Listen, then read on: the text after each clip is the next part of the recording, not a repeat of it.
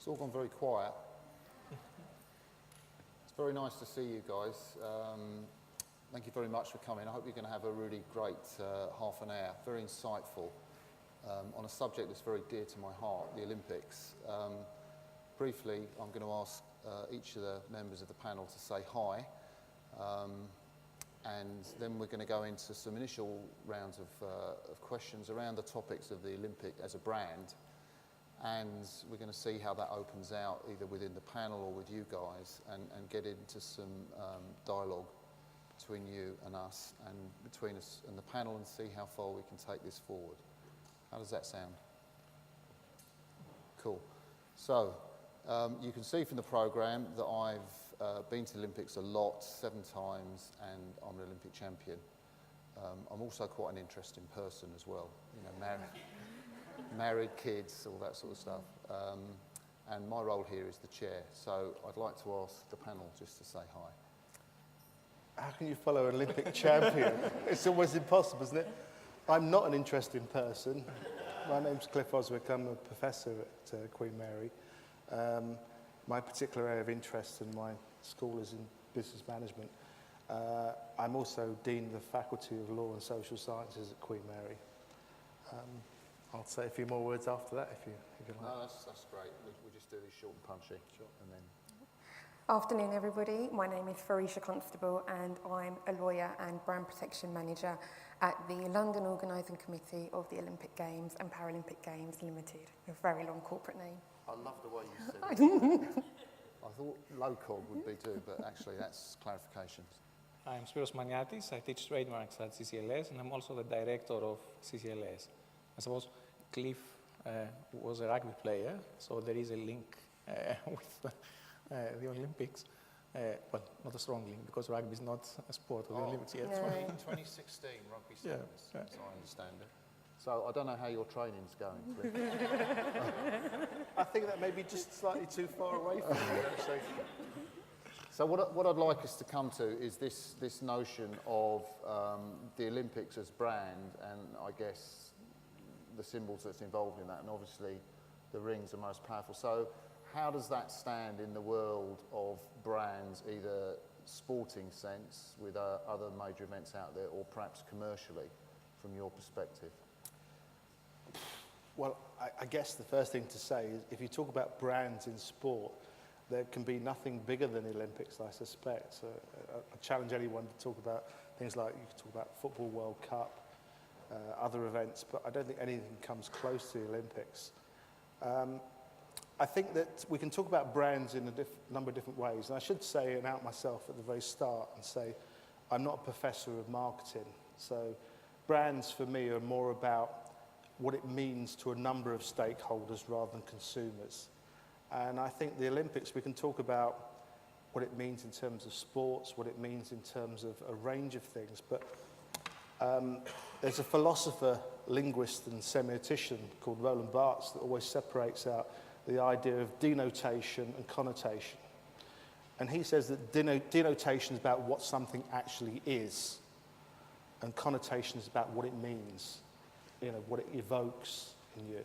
And I think the Olympics, you know, I suspect we're going to hear some things in a moment about what the Olympics means in terms of actual, tangible investment in the East End, and what it means in terms of the range of sports, bringing people together. But I'm more interested in the connotation. So if you talked about connotation and denotation, a Rolls Royce is a car, and that's a denotation. The Olympics is a sporting event, it's its denotation. But the connotation is about what it evokes. And for me, the Olympics evokes a kind of sense of, simultaneously a sense of community, a sense of diversity, a sense of competitiveness, but a sense of achievement.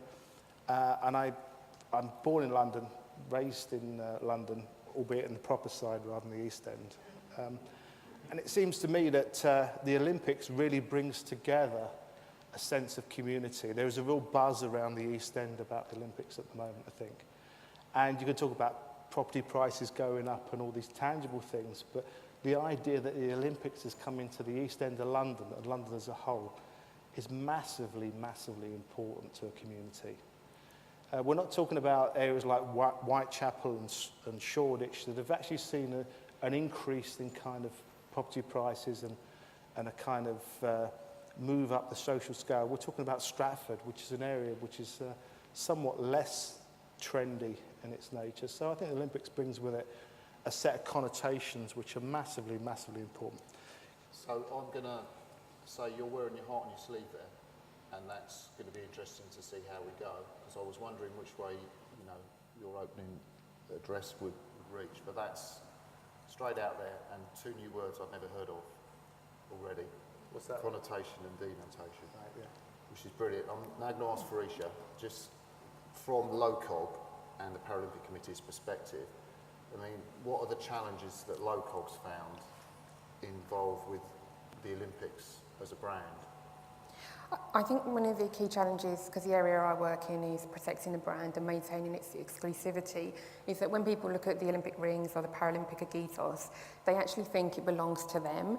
They don't see it like you'd see, excuse me, the Nike swoosh or the Adidas 3 stripes, where they get it's a brand, they shouldn't copy it, they get it belongs to someone else. They actually think the games belongs to the people, and therefore they can use all the intellectual property in any which way they can. They also think, well, London has won the bid to host the games, so how do I, as a business person, benefit from this? And then they will start creating Olympic merchandise, Olympic products, things that actually aren't really allowed at the moment. And so we kind of have to balance our message of the brand is exclusive, but the games are for all. And for me, I'd say that's probably one of the biggest challenges that I actually face at work every day. That's very interesting. Spyros, how does that work in terms of intellectual property, this notion of a brand being perceived to be open? I mean, I guess if there's a company, I mean, I know, for example, one company, Aramark Catering, massively keen to win the Olympic contracting bid to run the catering. But if they do, that won't entitle them to use the rings or anything like that. Although they put an input, and this notion of, you know, the communality of ownership, how does that fit in with notions of intellectual property? I think what's fascinating when you look at the Olympic trademarks is that they do not really function as proper trademarks. What trademarks do is enable you to choose between different products. Well, here there is no competition. And you can argue that there is competition between sponsors, between people who want to be involved in the whole process, and to do that they have to outbid everybody rest, all the others. But you have to distinguish between the brands, the Olympic brands, the sign for the London Olympics, and all the other trademarks that are used as part of the exercise. And I think the uniqueness of the symbols is really this inclusivity that they should promote. To what extent they do, it's a different, perhaps more difficult debate.